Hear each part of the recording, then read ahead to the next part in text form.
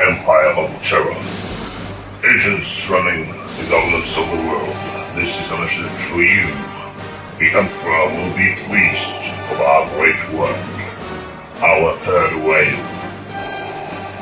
With our propaganda network, we have created a world of servants that live their daily lives in a dream, a bubble, one of the bridges we are to walk upon, the dream that we choose to give them.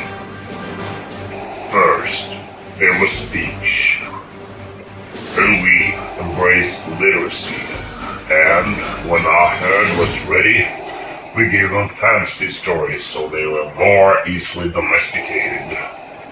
We created the music and fashion trends to occupy their minds.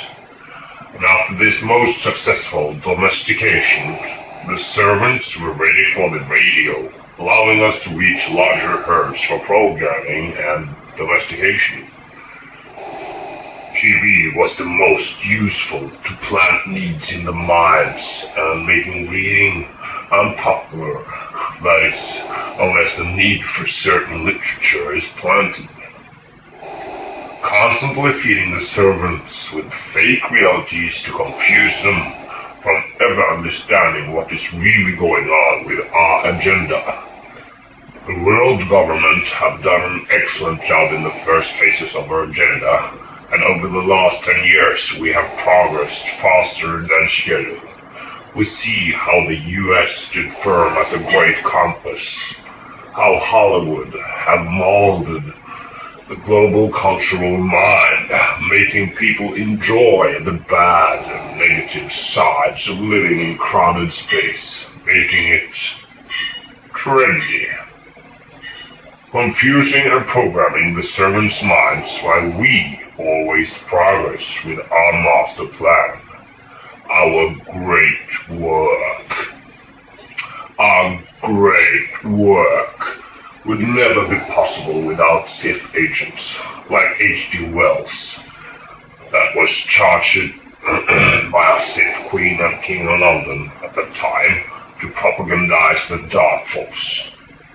Wells was under the command of Agent Thomas Huxley, and together they founded the Red Tie School for Revolution, with Thomas Huxley as the light bearer, glowing in the dark.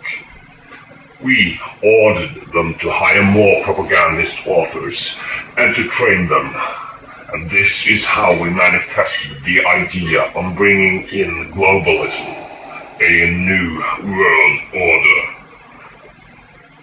To confuse the masses, we ordered the capitalist conglomerate states to fund communism, so the Red Tie School for Revolution developed an agenda where they created diversity in the world by creating a left and right, a far left and a far right for the servants of the world to follow.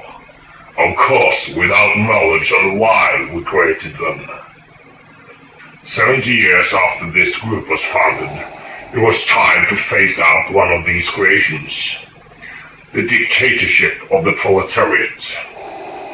Our plan was very precise, and once more, our power over the propaganda machinery showed its effect of power on molding the servants' minds. Now, all we had to do was merge the two together for a totally socialized world with us to rule.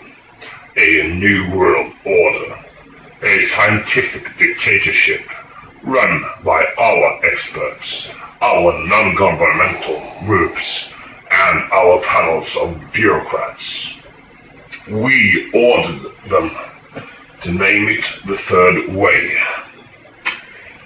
And in a later phase, just to brag even more openly about our agenda, we ordered Alvin Toffler to give out our book for free to all congressional members in the US by Newt Gingrich.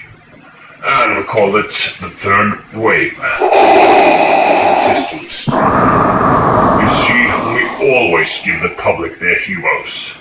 We give the heroes to every faction, every side. The servants, once they hear this person saying all the right things, will give their allegiance to that person because he or she speaks for me. That's how they rationalize it, and we sit back and let the dark forces at it again. They say, go here, go do this, do that, and they do it. They give their power to our authorized heroes.